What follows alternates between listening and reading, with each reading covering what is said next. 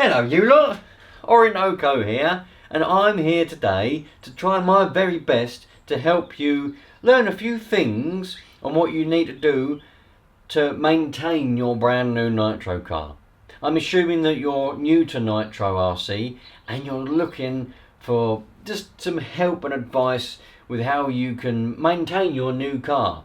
I've got other videos in this series that's aimed at beginners to help you and others learn how to start your engine, run your engines, tune your engines, loads of things to do with Nitro, because a lot of people think this sounds like a really cool concept, and when they get hold of their first car, they realise that they don't really know how to use them, start them, do whatever. They're very simple, they're extremely simple, but if you don't know, you don't know. And sometimes the learning curve can be a bit overwhelming for some people. So I'm here to help you find it less overwhelming. And as I've already said, this one is dedicated at maintenance. What do you need to do to maintain it? Are there any things that you must do without question? Otherwise the world's going to end. And there's some other things that are just a good idea to do as preventative maintenance. Me as a person, I'm all about preventative. I like to prevent things from happening, and if there's something starting to happen, like a bit of an issue starting to happen, I like to remedy that before it becomes a bigger problem. Bigger problems genuinely cost more money to repair, but also a bit more of an inconvenience. So if you can prevent something from becoming a big problem, make a small problem, keep it a small problem rather than being a big problem, I'm all about that. So let's have a little look at this truggy. And I'm going to show you some of the things that you can do to maintain your car. And it's important to remember, just because I'm using this particular brand and type of truggy doesn't mean that it's specific to this brand of car and this style. If it is, I'll tell you. So anything I tell you is for all Nitro cars. Right. So we'll start with the most basic and the most simple things that I would like to think is fairly common sense, but as I say, this is why I'm here, to try and give you the kick in the right direction. Get a little spanner. This one's a 17mm, a 17mm socket. It's designed specifically for wheel nuts. Now you might have a car that doesn't have 17mm hexes, as they call them. They call them 17mm hexes. Really, they're just nuts. You might have the old 13mm. Or maybe even 10mm, like the Savages and things like that have the smaller wheel nuts. So the same thing, you just need to get the right size socket to do whatever it is you need to do, and make sure that all your wheel nuts are tight. All right, you don't need to graunch them up proper tight, but you need to make sure that they're tight to the feel. If you don't know what that means, just do them up until you think that feels about right. I mean, anyone's got that amount of common sense. If you haven't, well, I can't help you, to be fair. So you just need to make sure that they're all quite tight, because if one of them comes off when you're running it, that's all very well, you know, you unfine the thing, but you might lose the nut because that might fly off somewhere. And also, some of them, not specifically this one, but Savages and other cars have a little drive hex that behind this one, and that can pull out when the wheel's off. That easily pulls out, and there's a little pin behind that. You would lose that very easily in a grass field. So making sure your wheel nuts are tight is quite important. Once you've done that kind of thing, you need to make sure that your engine bolts are tight as well. So we go and get ourselves, it depends what you've got, usually 2.5mm is suffice, and you just put that on there and make sure that your engine mounting bolts are nice and tight. Do that for all four. And you can also check on your head bolts.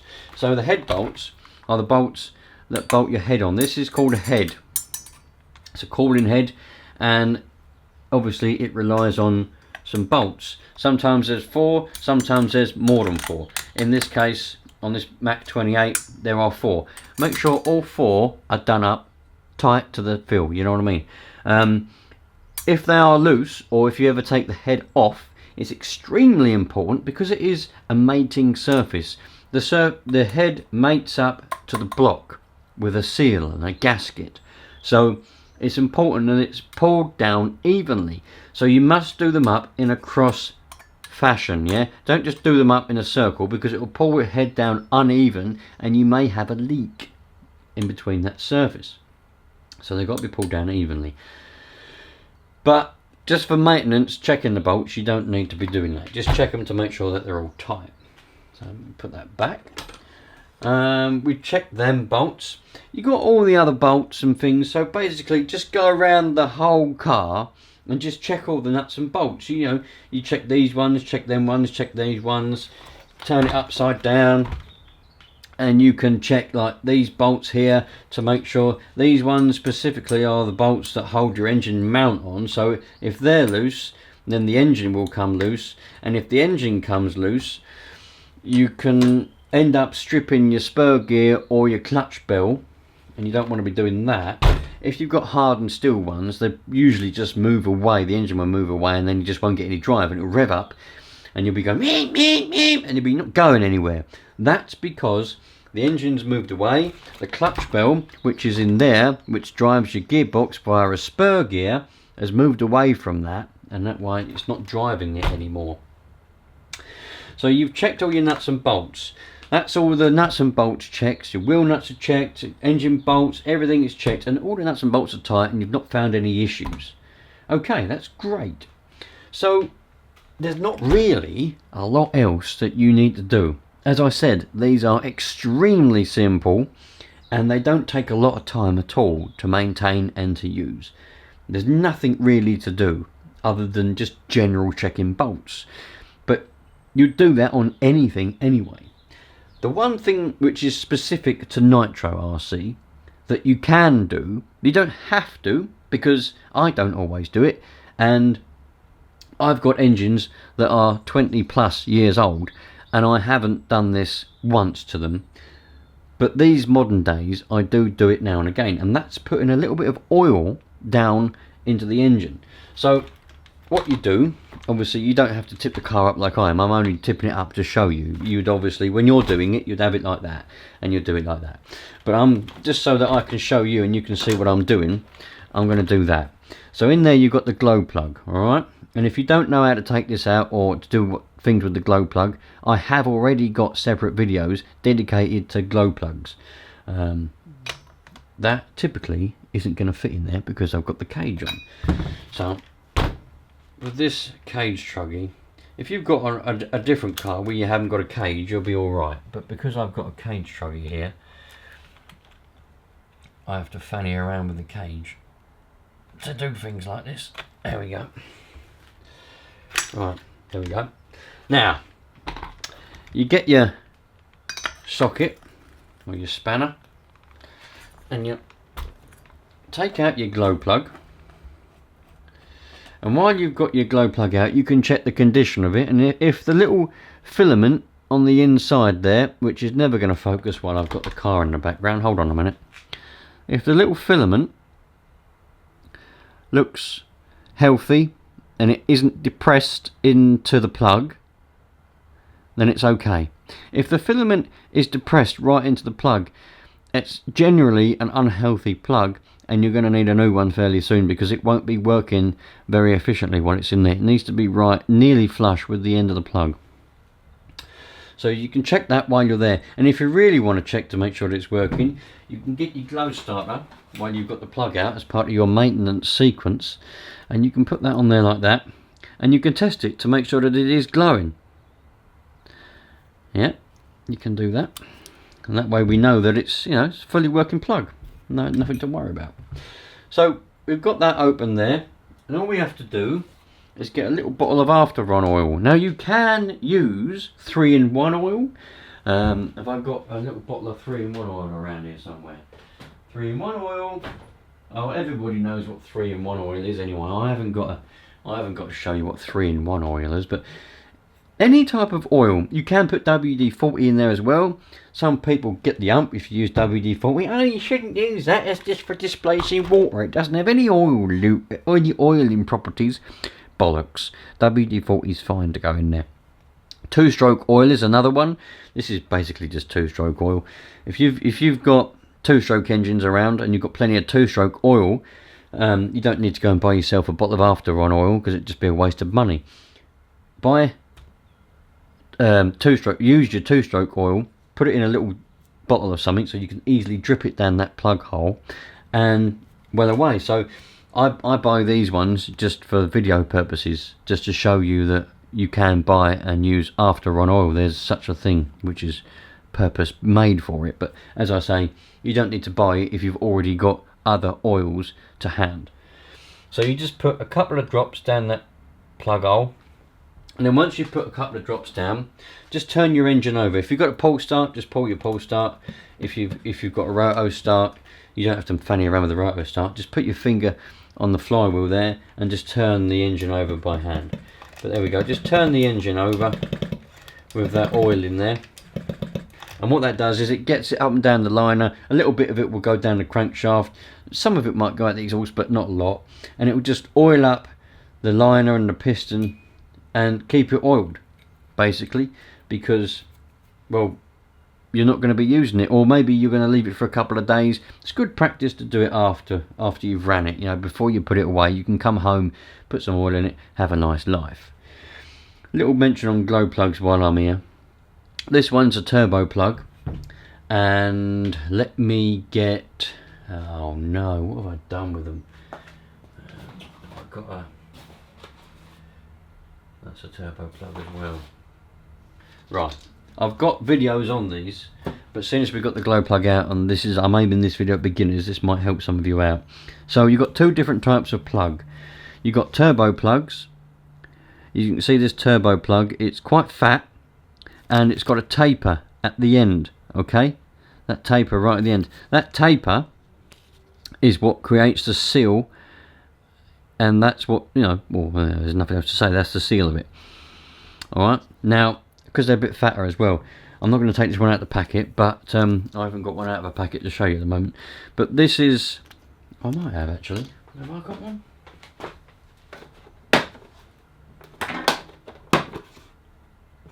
Oh no, I thought, have I got one out of a packet to show you? Come on, Orinoco. Stop playing around. There's one. I've got one. Don't worry, I've got one out of a packet. There we go. So, this is what I would call an ordinary glow plug. That's only because I'm fairly old school. But this is an ordinary one, a different style of glow plug. There's no taper on the end, or very little, but no taper on the end. It's more or less flat on the end. And this one hasn't got the copper washer, but these have a little copper washer, or they should have, that goes on there, and it can fall off, so be careful you don't lose it. And the copper washer must be on there, because that's what creates the seal. The seal mating surface, the sealing surface, is actually here, whereas on the turbo plug, the sealing surface is at the bottom where that taper is. So you can see the two different styles of glow plug there. Now it is important to remember, I don't know what one this is that I've got in this bag. Is this a Nova plug? I think that one's a Nova plug, I'm not sure. Now, because Nova, or Nova Rossi, are slightly different to everybody else, they've got a different plug. And these plugs won't fit in other turbo plugged engines, vice versa. So, for the most part, turbo plugs are all the same, and they'll fit in all other turbo plugged engines. There may be other engines and plugs that I'm not aware of that also have a different plug, but from what I can think of off the top of my head, they're all roughly the same, apart from Nova. You need to buy specific Nova plugs, which come in a packet like that, and I don't know why I've kept the packet, because there's none in there for some reason. Probably should go and buy some more, because I do go through quite a lot of plugs. But anyway, I'll put my empty packet back in my toolbox, because I like to keep empty packets, evidently. So that goes back in there. This is my testing plug, which I keep in my toolbox to test my glow plugs, my glow stars. Anyway, so we've done that. There we go. Little lesson on glow plugs while I was at it. Don't get caught out with them, because I know someone, and in fact I know a few people, but a mate of mine recently bought a brand new car. Something else to mention, by the way, some brands of Nitro, some brands, manufacturers, when you buy a brand new one, they come with the glow plug already in the engine, yeah? But for some reason lately, Hobeo don't do that. You buy a brand new car from them, or an engine, and it doesn't come with a plug. So you need to buy the plug separately. Alright, make sure you buy the right plug. Make sure you know, or ask the shop, or wherever it is you're buying from, what glow plug it takes, so that you can buy the right plug. Otherwise, when it turns up, you're going to have the wrong plug, and you won't be able to run it. When it's just turned up, you're going to be quite disappointed, and you're going to have to buy the right plug. So just a little bit of research to make sure that you're buying the right plug. At the moment of filming this, as far as I'm aware, Kyosho and HPI do put a plug in their engines when you buy new cars or engines. I think it's just Hebeo. If you're buying an engine separately, like a Nova engine, they don't come with plugs either. But if you're a beginner, the likelihood of you buying one of those engines is quite small. You're going to be buying one of these, or maybe even a bit further down the line, like an FTX, something like that, aren't you? You're not going to be buying anything that's a bit more advanced, unless you buy it by mistake, I suppose. But yeah, so bit of that. You can check your manifold gaskets and your springs and things like that. Other things to look at are just visual things. So visually look at stuff and think, does that look like that should be like that? I'm fully aware that you probably don't know what things should look like, but most people can look at something and go, well, that doesn't seem right. There must be something wrong with that. That must be loose, or something must have happened to that. And yeah, you know, you do need a fair amount of common sense to be able to be okay with a nitro car. The other thing to look at is your air filter. So with your air filter, you need to make sure that's clean, because these are a small engine, so they need a clean air, and even the smallest piece of dirt can cause a bit of trouble, which is why you have two foams on your air filters. You've got an inner and an outer foam. Now, I was always taught when I was a kid, I've been doing this for over 20 years now, and I was taught to clean it after every run. But with a bit of experience now, I think a little bit of experience, I don't clean them after every run. I just look at them and I think, do they need a clean? So it might be worth cleaning your outer foam fairly regularly, but your inner one you can get away with leaving unless it looks like it's dirty. If it looks like it's dirty, then give it a clean. You can clean it in a tub with some nitro fuel. You can use petrol, you can use nitro fuel. Just put it in a tub, squish it all around, all the dirt will come out of it. And then you can buy something which is called air filter oil, and you put that on the foam once it's dried. Now you can use soapy water to clean your filters. Now let me tell you that the downside of using water is that you need to make sure the foam is completely dry before you put it back in the housing, because it's water, of course, and if the engine sucks in water, it's not going to like it very much. If you use nitro fuel or petrol, you don't need to make sure it's dry, because that's what the engine runs on, apart from petrol, but a little bit of petrol in a filter is not going to make no difference. It's flammable and it's combustible, so if it's a bit damp and you put it back, it doesn't make a difference, it's going to be fine.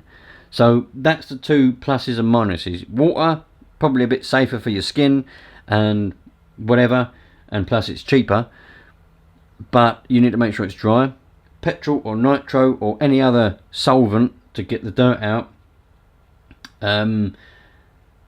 it doesn't matter, you can put it back on, it'll be fine. Bit of after run oil, doesn't have to, not after run, bit of air filter oil, doesn't have to be specifically made for nitro cars.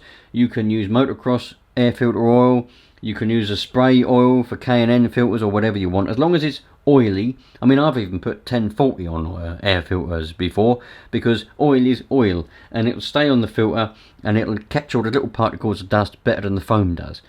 The only thing is, with engine oils and 1040s and stuff, it does tend to run off, whereas air filter oil is designed to be a lot stickier. You can get different stickinesses and different grades. This is just a basic air filter oil that you can buy from Opti Global, wherever that is, but you can get different types. Really sticky oil, which is really sticky. I mean, it's like glue.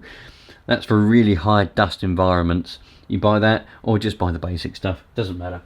But as I say, you can put 2-stroke oil on it if you want. As long as it's oil, it doesn't matter. I know I went on about that a bit, but hopefully I've made it less complicated, because there's nothing worse than someone saying you must get this for this and that for that and this for this. That's not true. Doesn't matter what you use. It's just oil. So, yeah. What else do you really need to check? Obviously your battery. You need to make sure that your receiver battery is charged. You know, that's a bit of maintenance, isn't it? Making sure your battery's charged up, because if that's not charged, you might go out to use it tomorrow and it go flat. You know, and you're like, oh man, now I've got to wait for it to charge, or now I've got to go home, I've driven for an hour.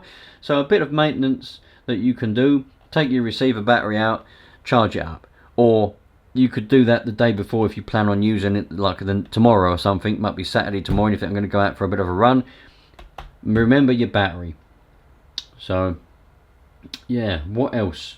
There's nothing else, man. There is literally nothing else. They're the most simplest thing in the world, these little Nitro cars.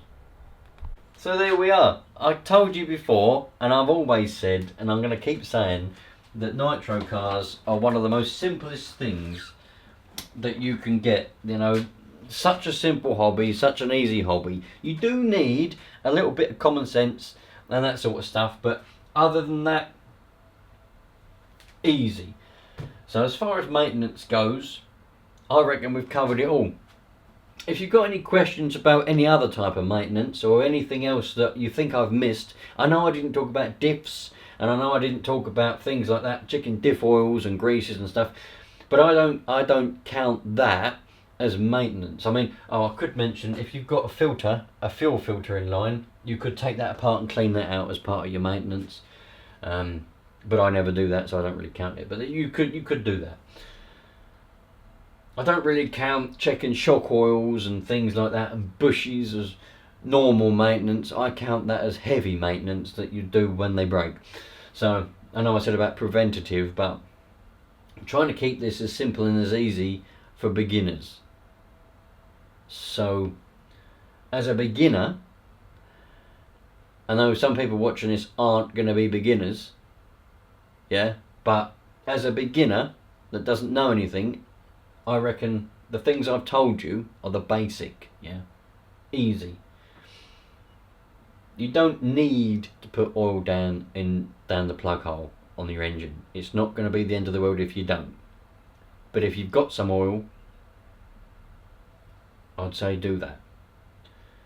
Checking nuts and bolts, things like that. Yeah, we're there. Any questions? Put them in the comments. That's the best way. Comments. For some reason there's an issue with YouTube. I don't know what it's all about. I keep getting people say to me, I've left a comment and you don't reply. But for some reason I'm not getting shown all the comments. But the best way is still to comment, because if you email me, you're only getting the attention of me. Whereas if you comment, all the other people, I've got over 10,000 subscribers on this channel now, and if you want to be a part of them, I'd really appreciate you subscribing, because, well, we're all a family. But I've got 50 channel members and over 10,000 subscribers. So if you comment, not to mention the people that come to view that aren't subscribed. So if you comment, you've got all of them potentially helping you out as well as just me. But I will do my best to help you as much as possible. And if there's many questions that are the same, I'll make a video on it. Thanks for watching, you lot. I hope I've helped you. I hope you've learned something. And I hope maybe there's something you've overlooked. Maybe you've overlooked checking the engine bolts. Maybe something like that. And I can help you out. Have a lovely day. Take care. Be nice to people. Don't take people's kindness and generosity for granted. And I'll see you later. All the best.